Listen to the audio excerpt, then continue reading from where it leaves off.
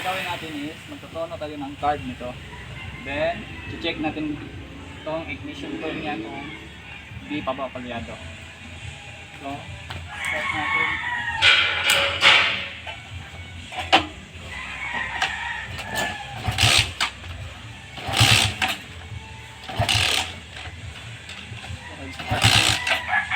Nakabaklas na itong mga cover na to kasi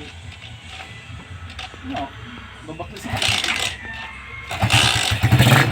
So, hard start siya. Tapos walang minor. So, ngayon tatarbuhin natin to. So,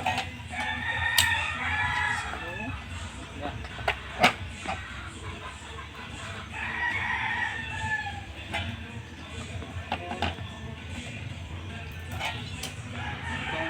Itong air and fuel niya, i-adjust na natin.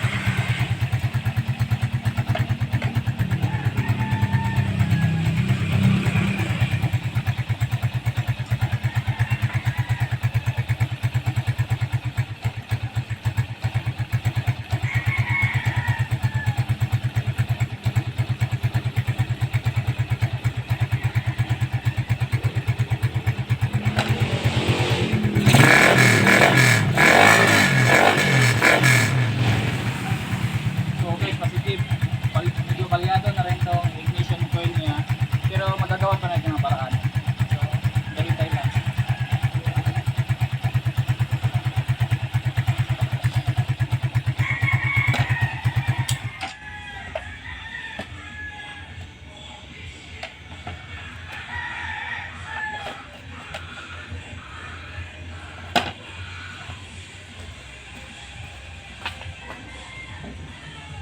Niluluwa na ng ignition na yung current.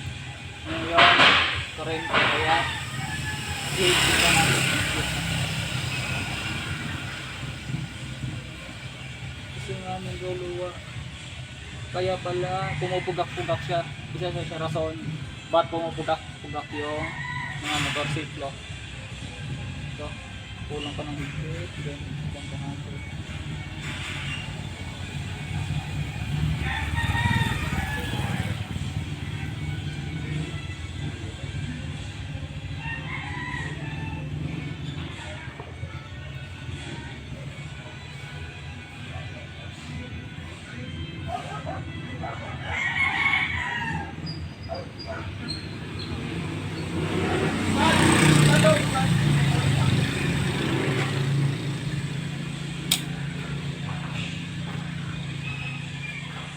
So pagkatapos natin to, ito i-road test ko to, saka ika-car wash. I mean motor wash pala kasi nito.